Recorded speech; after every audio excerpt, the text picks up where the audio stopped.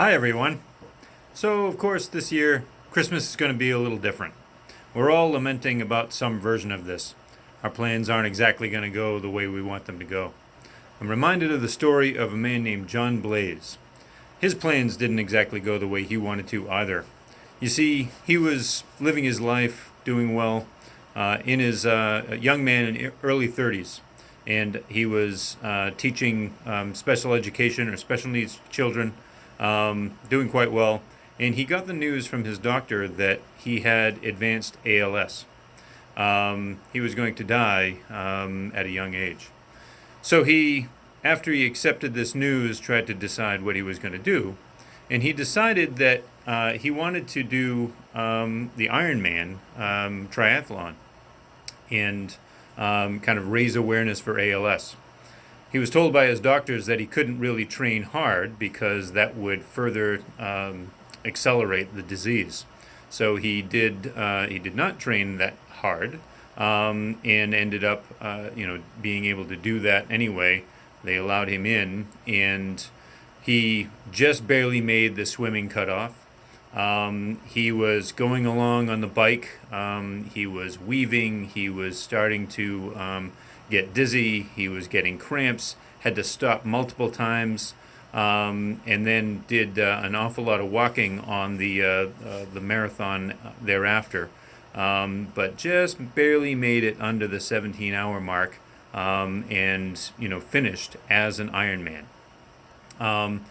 Meanwhile, the same race, the prior champion of the Ironman, favored to win again, got two flat tires on the bike, and got frustrated, and by the second flat tire, threw his bike off the road and quit the race. He would have probably finished in the top 10, but that obviously wasn't good enough for him. Jon Blais, however, did not quit, never gave up, and he ended up finishing the race. So he stuck with it, and that's really to be commended. Unfortunately, Jon Blais succumbed to his disease 2 years after that, and passed away. He never quit, but unfortunately, he didn't have a choice in the matter ultimately. He left behind a foundation for ALS research that bears his name, and left a lasting impact on the lives of all of his students, and inspired many people through his actions. There are countless other inspiring stories of others who have pushed through extreme adverse conditions. Noelle Lambert, who is a budding lacrosse star who lost her leg in an auto accident.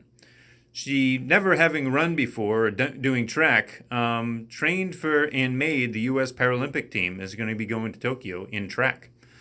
She founded an organization that provides prosthetics to children in need.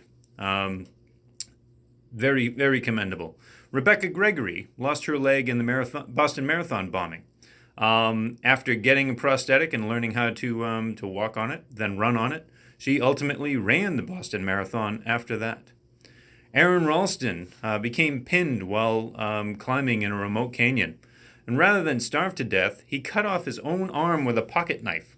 He rappelled 65 feet down the mountain and walked 7 miles to get help. J.R. Martinez was a soldier who was badly burned in a roadside bomb incident, but learned while in the hospital for the long recovery for his burns that he had a talent for inspiring other injured soldiers to push on from their life-altering injuries. The human spirit is an amazing thing. It cannot be broken. Push on. Tell whatever is bothering you, you can't break me. That's it for now. I want to wish everyone a Merry Christmas.